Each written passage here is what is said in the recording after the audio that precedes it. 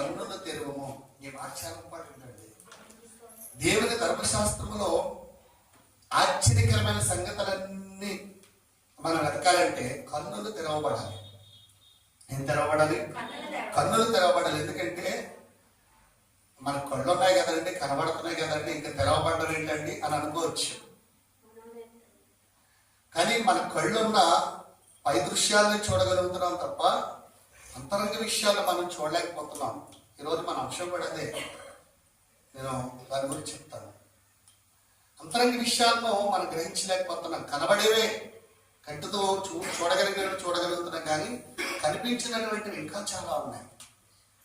అవి మనకు కనబడాలంటే అది కేవలము వాక్యము ద్వారా మాత్రమే మనం చూడగలం. అద్భుతమైన మాట దావీదు మాట్లాడుతున్న మాట.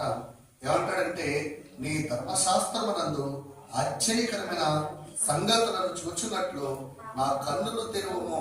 ప్రతిరోజు కూడా నేను ఈ ధర్మశాస్త్రంలో ఉన్నటువంటి ఆ సంగతులన్నీ చూడాలి, ఆ ఆశ్చర్యాన్ని నేను వెతకాలి అని అంటున్నాడండి.